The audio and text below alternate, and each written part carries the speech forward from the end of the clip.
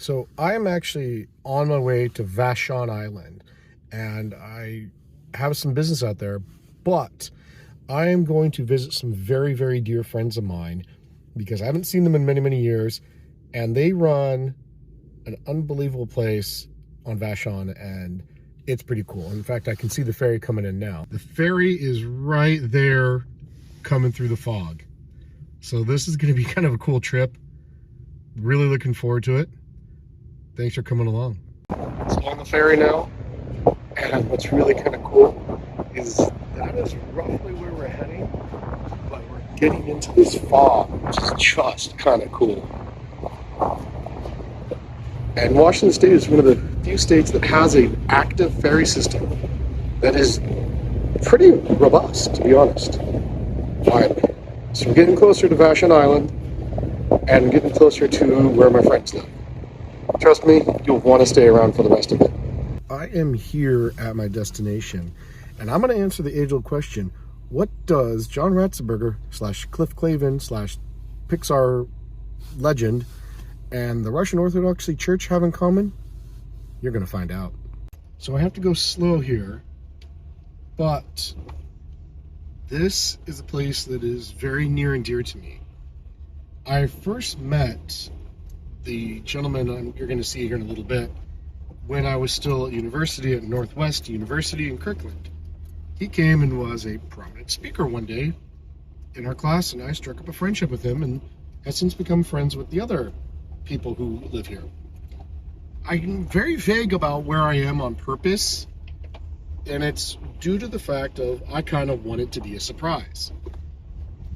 As you can see, I'm still in the car, but I am on Vashon Island.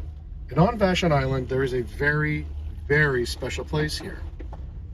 And like I said, you'll get the answer to how Cliff Clavin / John Ratzenberger and the Russian Orthodox Church are related. A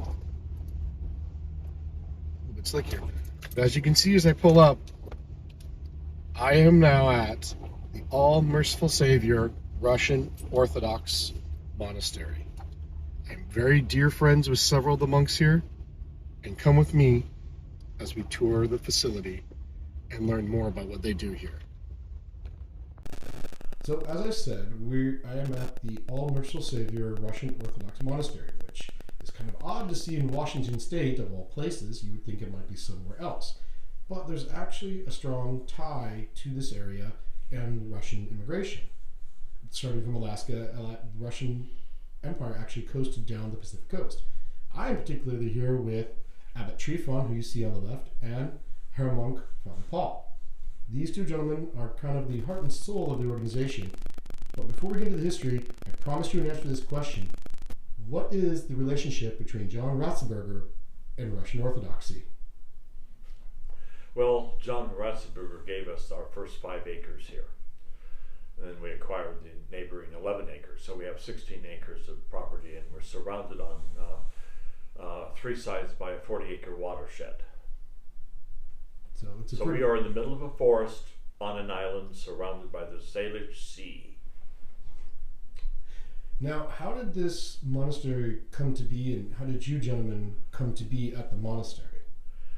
Well, we were both tantric monks by Archimandrite Dmitri. We have a picture of him right here in Santa Rosa, California. And then with his blessing, we founded a new monastery. And so we were originally in Richmond, California, in a lower working class neighborhood, in a house surrounded by houses that had bars on their windows and boom boxes driving by 24 hours. And finally, in absolute desperation, we asked our bishop for a blessing to try to find a rural location. And so ultimately, we found ourselves here on Vashon Island, and we've been here. We moved the monastery to Vashon Island in 88. So we've been here for quite a while. Almost 4 years. Yeah. It's actually kind of impressive that the monastery has flourished so well, being relatively young when you think of monasteries. Yeah.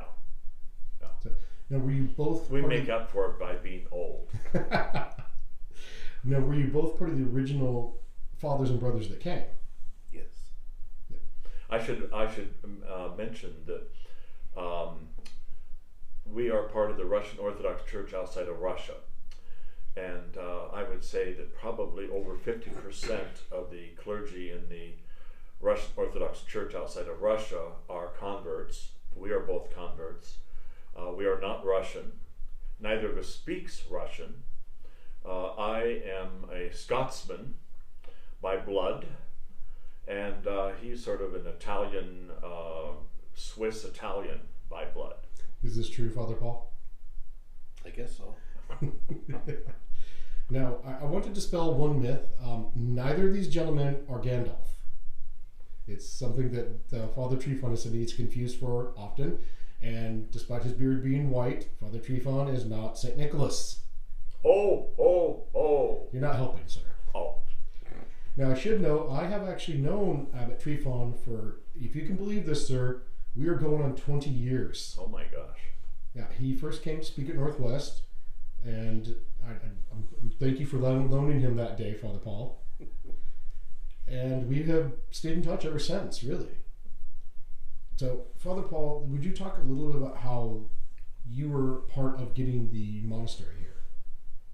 Well, as Abbot Trifon said, we asked a blessing to find a rural location, and we hunted around, and we wound up on Vashon Island. Was there anything that drew you gentlemen to the island in particular? We knew some people who lived here, and we came to visit them. They were people who had lived in California, and we knew them then. And they had moved to Vashon, and they said, "Come and visit us when you're in Seattle." So we did. And they drug us all over the island for 2 or 3 days. And they said, "Oh, wouldn't this be a lovely place to have a monastery?"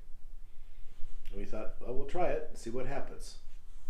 Well, now, how does Mr. Ratzenberger come into effect? How did he come to donate the land? Well, his wife at the time, he's divorced now, but she was Greek Orthodox. And she was from LA. And she was not happy living on Vashon Island. And he had built this beautiful big home on the island, and he also owned this land. He owned this 16 acres. And we finally, as our rent was going up in the rental house that we had, which was just right across from our monastery, all those years, we had no idea that we were living next to the land that we would permanently be on.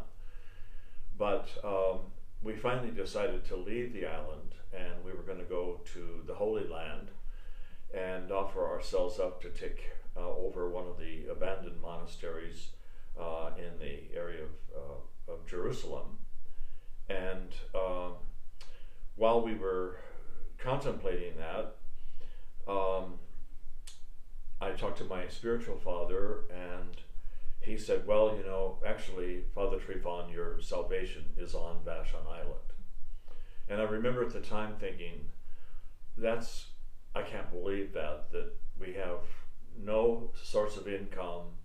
We're living in a rental house, just the two of us, and now he's telling me that my salvation is on Vashon Island.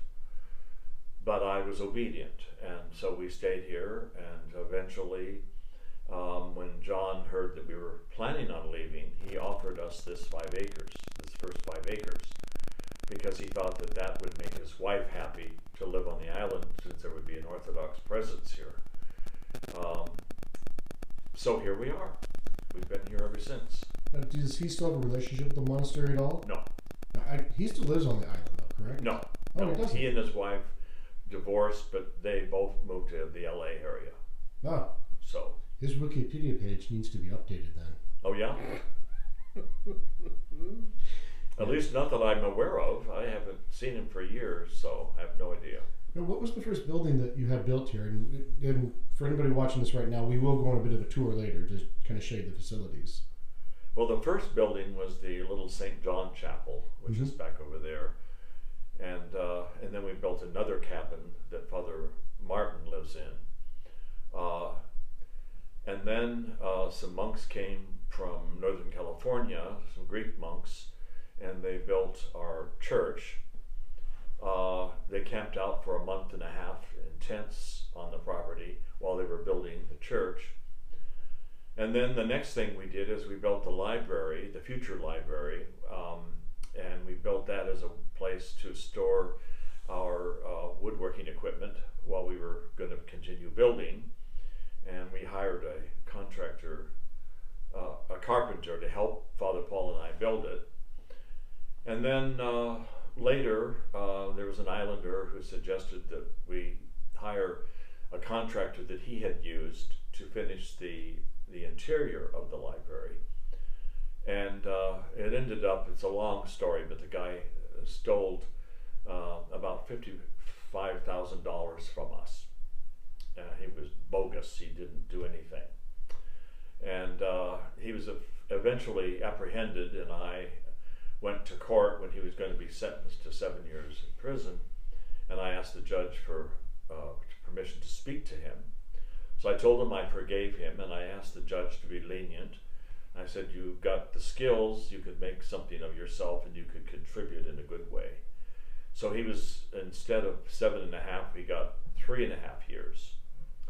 And anyway, that ended up in the newspapers. And so a few days later, a truck arrived with insulation. And when Father Paul greeted the truck, he said, well, we didn't order this. And the man said, well, it's paid for. So they put it in the future library. And then the following day, 16 people showed up from the island. And they said, we're here to finish the interior. And then when they were done, one of them pointed to the empty foundations. John Moore, who was a retired Army colonel, kind of led the project, and he pointed to some of the empty foundations, and he said, what about those? And I told him what they were going to be, and so he said, well, everybody wants to continue working. So we had islanders, none of them Orthodox, coming every day, Monday through Friday, working all day long, building all these buildings. The last building to be built was the one we're in now. And in case you're wondering, we're actually at Trifon's study, correct? Yeah. This is where he shoots almost daily or weekly videos. I do daily videos, not all of them in here, some of them in the church. Some.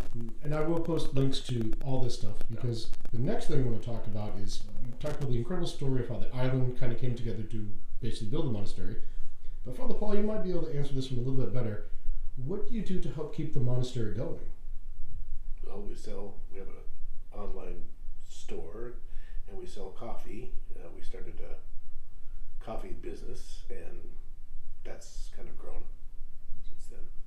And in case you're wondering, their coffee is absolutely delicious. They brew it, they roast it in a way that reduces the acidity of the coffee, so you get the full taste of the coffee without having to add sugar, creamer, unless that's what you really like. Yeah. Is there anything else you gentlemen do? Soaps and Oh yeah, Father Martin makes soaps. beard oil. And beard oil, and You beard oil? You don't say. Yeah, beard oil and mustache wax. Really? Yeah. oh yeah, And they're big sellers, all of them. In a community of gentlemen with beards, you would not expect to have found that. But it's really amazing that, and all of your products are done handmade, and I believe the stuffs on the website say they're done in a more traditional, old-fashioned way. Yes. No. Yeah. Because we're old-fashioned kind of guys. Don't say. Yeah. Now, what you both said you're converts. If I may get into a little bit of personal, what drew you to Orthodoxy? And I should clarify one thing before you answer that. Father Trifon told me this years and years ago, that all Orthodoxy is generally the same except for the language it's presented in. Is that still true today? Yeah. pretty much, yeah. Yeah. So what drew you gentlemen to Orthodoxy? You both said you were converts. I know for a fact that Father Trifon said he was a hippie at Berkeley at one point. Yes. I was not a hippie. I was just interested. I wanted to be. I was interested in being a monk. Let's put it that way. And in order to do that, I wanted to be with the earliest church, the Christian churches that started. And I didn't find that out until much later, after I'd wanted to be a monk, and when I found out that it was the Orthodoxy, I thought that's where I have to be. So it was just, this is where it has to be. And Father, I was raised Lutheran, but by the time I was toward the end of my sophomore year in college, I decided that that wasn't for me. So I stopped going to church, and then eventually I found myself an atheist, and I eventually went to graduate school in Berkeley, became a psychologist, and over the next number of years I found myself concerned about becoming like some of the colleagues that I had, that I didn't feel really respected their students, or that they were in it not to help people but for money and prestige. And so I took a leave of absence to try to find myself, and that was during the time that I discovered Orthodoxy, and then I knew that I wanted to be not only Orthodox, but that I wanted to be a monk. And so I've been a monk for over 40 years now. And Father Paul, how long has it been for you? I don't remember. It's been a long time. It's probably been close to 40 years. Now, do you gentlemen get out much from the monastery? I mean, what kind of works do you do in the greater Puget Sound, I guess was what I'm asking. I put in 18 years as a police and fire chaplain for the island, working as a chaplain for King County and also Pierce County Sheriff's Office and the fire department on the island. But I retired after 18 years. And so that was really the extent of my working outside of the monastery. Primarily, we receive lots and lots of visitors here. So most of our focus is on the inner life as monks, our daily services, as well as greeting visitors. And what does that look like? If someone wants to come visit your monastery, what is the best time to come do that? We have visiting hours Tuesday through Saturday from 1:30 to 4:30 p.m. The vespers at 5:30, and then basically, do you have anything to add to that? No. Now, typically the gates closed. Does that remain open now, or? It remains open during the visiting hours time. Okay. And sometimes during Vespers. Now, just so in case somebody does come, is there any clothing restrictions that they should practice of any? Just to dress modestly. Yeah. Okay. Now, you mentioned Vespers and other services. What do you still provide here? Well, we have divine liturgy on Sundays and holy days. Give them the daily schedule. Well, our daily mass is at 6 o'clock in the morning. Starts at 6, but that's not. We usually don't open that up to the public because, for one thing, it's too early for people. But it goes till about 8:20. Yeah. And the reason why Father Paul's saying that is they are actually their address says Vashon Island, but you're actually on Murray Island, which is barely connected to Vashon. And as Abbot Trifon indicated, they really don't have any neighbors around them for at least a couple of acres in every direction. Yeah. No. So they are kind of away from anywhere a morning commute might take somebody. Yeah. Other than the deer.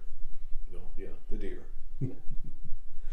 Well, thank you both for sitting down and discussing your story a little bit and the monastery story a little bit. Is there anything you want to add to anybody who might be coming out to the monastery or even interested in Orthodoxy? Well, like I said, we receive visitors every week, Tuesday through Sundays, and we have a lot of people that are inquirers. One of our monks Father Nicodemus, teaches a class in Orthodoxy after on Sundays we have the Divine Liturgy at 9:40, and then following that we have a common meal for everyone that is here in our dining hall, our trapeza, and then at 1 o'clock after the meal, our Father Nicodemus takes people that are interested into our library, and he teaches an hour-long class in Orthodoxy. And so we have a lot of people that come here to learn about Orthodoxy, and we accommodate them. Anything to add? Well, I can say from personal experience, this is one of the few places on earth that I feel very peaceful whenever I've visited here. There's a sense of overwhelming peace and welcomeness that I don't find many other places. So this is one of my favorite places to be whenever I get the chance to be here.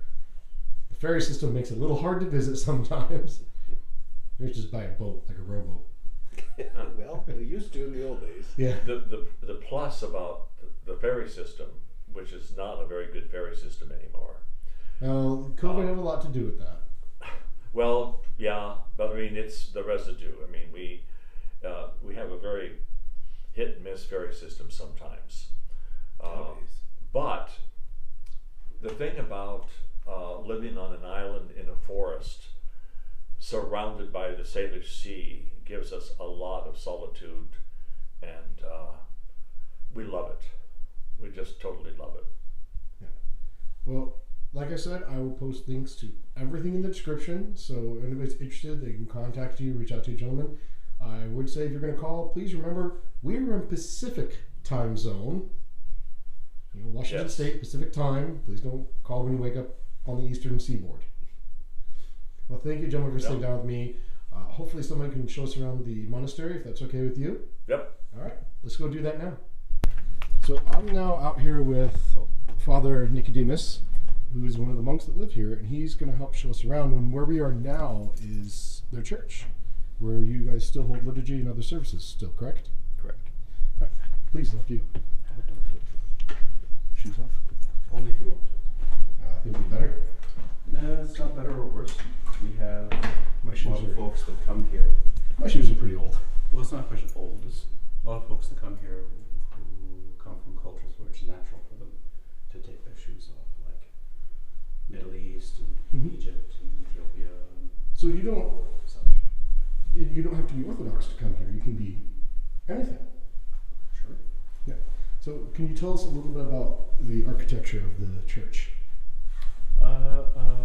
I don't know a whole lot about the particular things here. A lot of it was done with the help of some of the folks on the island. Kind of a long story, but very generally speaking, churches have been following the same model since very beginning, which they have, of course, the altar area, which is behind that standing screen there. And they have the area which you're in right now, which is called the nave, where the faithful stand. Then you have the area in the back there, which is called the narthex. And a lot of the models and patterns for that are based on the Old Testament temple, If I'm not where they mistaken. had the Holy of Holies, where the priest stood, and then also where the faithful stood. And the church is now semi-resemble a cross from, if you look straight down, correct? It depends on the church, but yes, the patterns that naturally developed over time was either a cross, or some of the other ones that they developed were a boat. That is Noah's Ark in particular, so a long rectangle. So it depends, really. Can you talk to me a little about some of the icons that you have here? In what sense? In terms of Who they are? who they are? Yes. Well, almost every church will have, for the screen between where the faithful stand, where we are now in the altar area behind, icons of both Christ and the Mother of God on either side of the royal doors, which you see there's a curtain there. That's a carryover from the Holy of Holies and the curtain that separated the place. Yeah, for those who don't know, the Holy of Holies in the Old Testament was separated by a curtain so thick a sword could not pierce it. Right, right. And then usually the doors on either side are icons are put on them of the angels. They're also called the deacon doors, sort of a subject. But that's a common thing. If I'm reading, we have Archangel Gabriel on the left and Michael on the right. Right. And then the doors themselves that go in between, that are opened at certain points during the services, have the evangelists on it. And most often the doors are opened when the gospel is brought out or preached or something like that. So it's appropriate in that sense. Some people use the analogy of when New Testament reality shines out of the Holy of Holies, that's when the doors are opened. Now, is there anything in particular that the Orthodoxy Church does with its building structure that is different than others? More modern buildings are obviously modern buildings, but is there anything in particular that's Orthodoxy?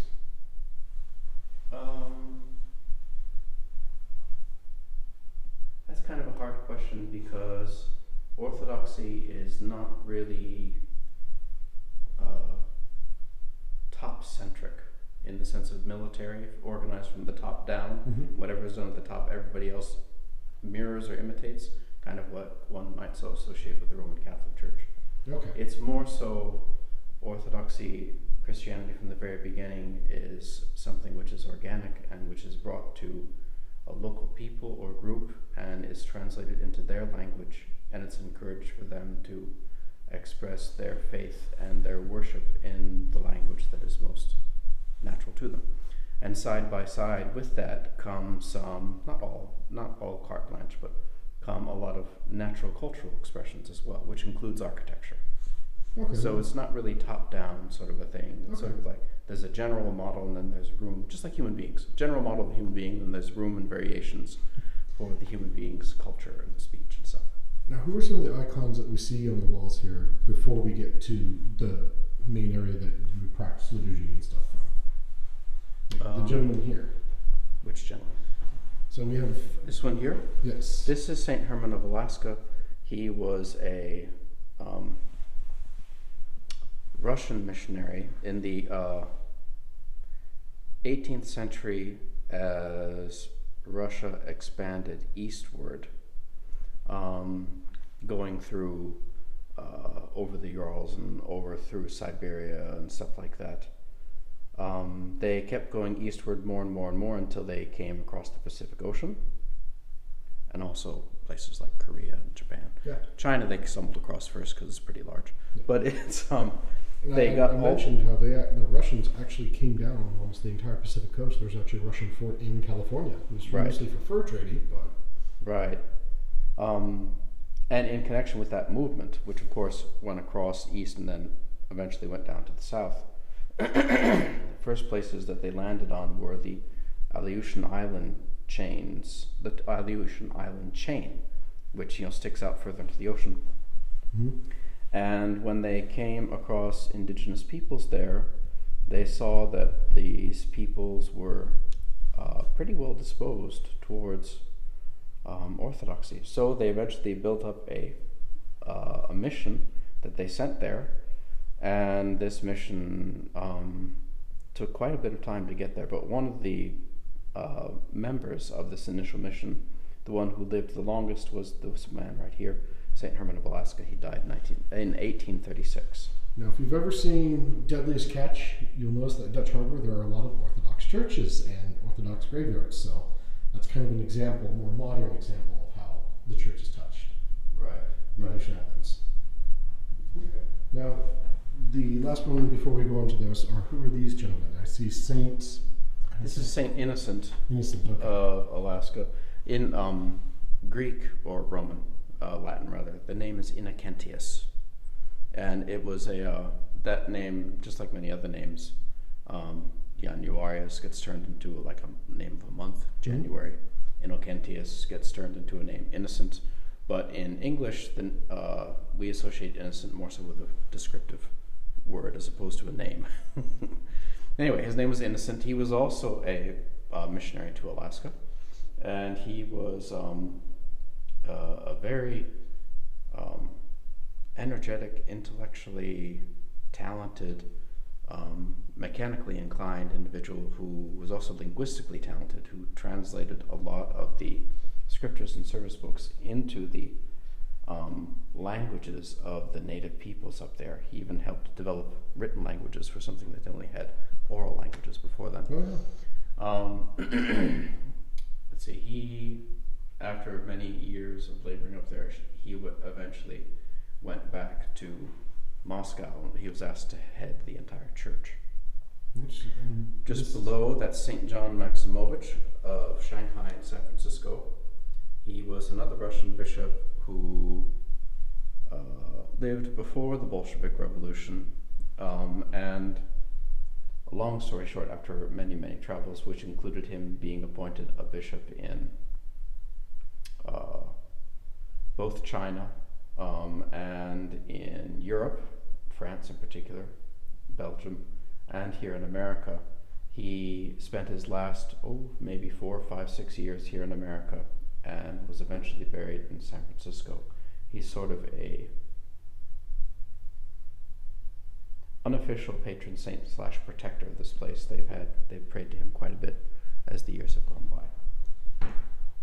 But this is their main chapel, and as you can see, this is the area that Father Nicodemus was discussing earlier. And something I like about this chapel, and I don't mind sharing, is that it's simplistic beauty. Right. That's a conscious thing. One of the for those who have had the opportunity to read C.S. Lewis, C.S. Lewis in his book The Four Loves, he talks about how in ancient Greek they had 4 common expressions for different types of love. And one of them, which was characteristic of the type of love used among the family, was called storge. And he, in that book, he points out that the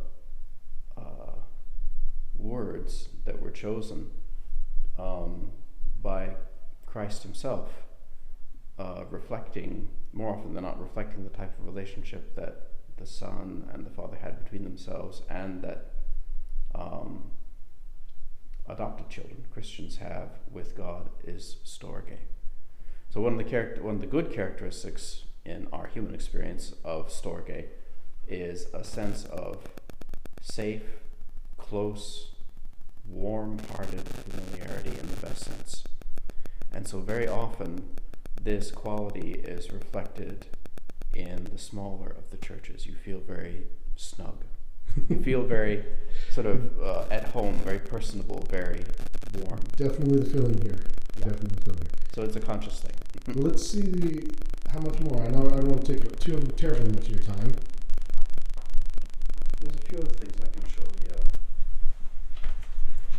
Let me get my shoes back on here. Sorry, I took my shoes off because, well, That's okay. They're quite old, and You can do I don't whatever you really like. track in things. But this is the main courtyard of the monastery, and the 4 main buildings. Abbot Trifon's office and the bookstore is over here. Right in front of us is the dining area and kitchen, where Father Martin, I believe that is his domain. And this is the library, correct? Correct. On the left? What are you going to show us next, sir? Let's see. I was asked to show you the library next real quick. Okay. But actually, let me do this first. Let me just point in the other direction. The church that we were just in is the second church. It was built around the year 2000.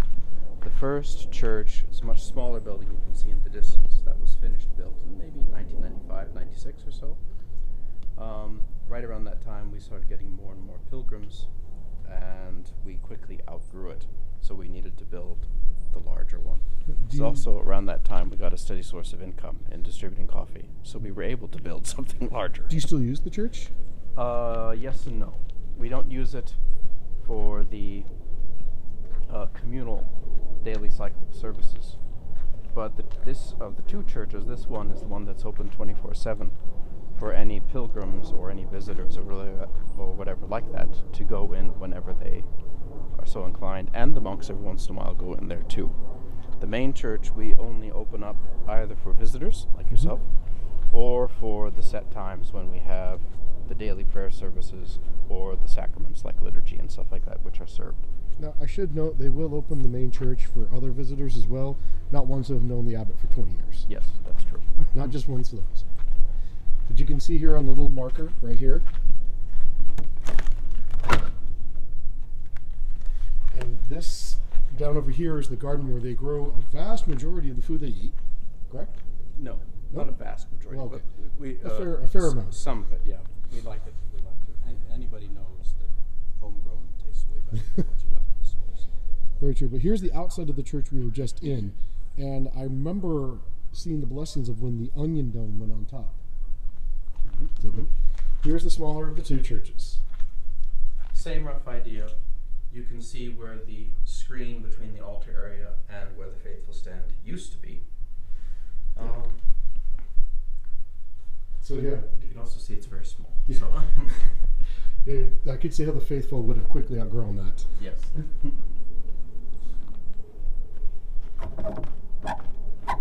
If I haven't said already, thank you for taking me around, and the ladies and gentlemen who will be viewing this as well.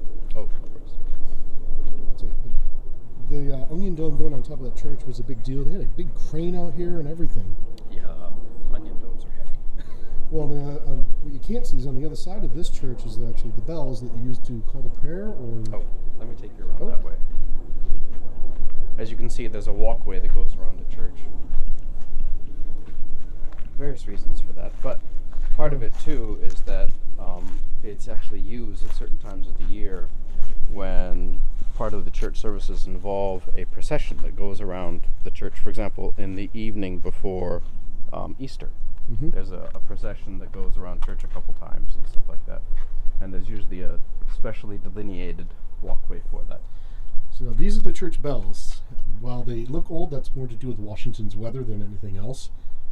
They were cast, I want to say fairly recently, because I think I remember seeing your post about these going in. When I say fairly recently, I think within the last 10 or 15 years. I'm not sure. I thought that they were donated after somebody who was visiting the monastery for many, many years died of old age, and it was left in her will to make some bells for us, but I don't remember the exact year itself. I'm sure we can find that out. But these are bells that you use, you said, to call to service and a few other things. Yes, correct.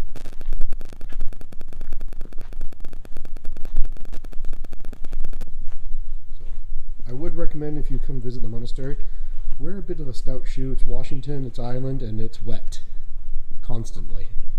Correct. Well, let's take a look at the library, and then I think that'll be it. Yeah, okay.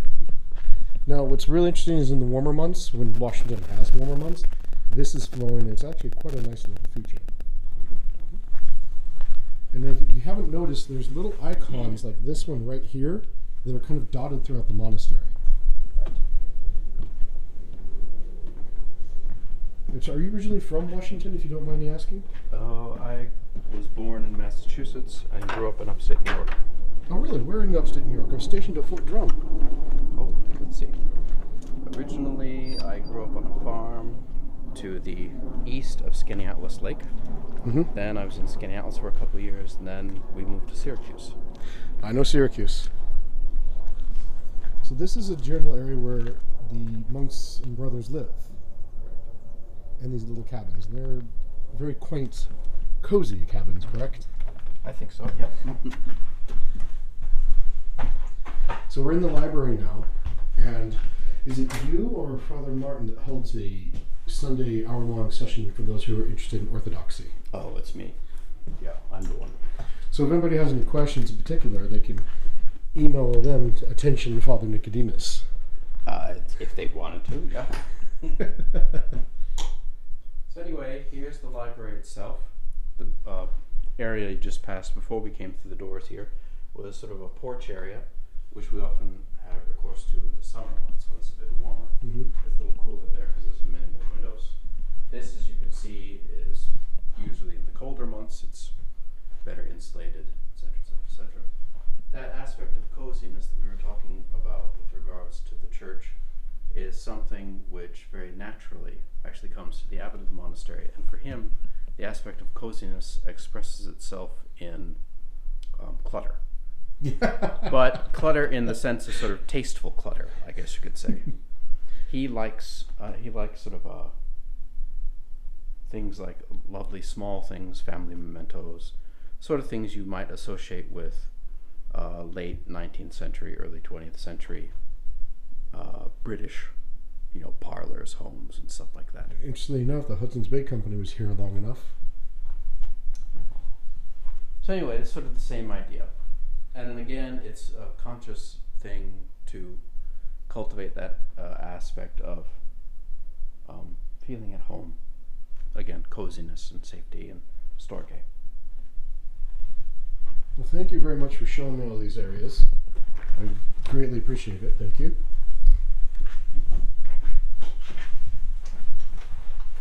And I think we'll just head back towards the store and kind of wrap things up there. But thank you, Father Nicodemus. I really appreciate you. No problem.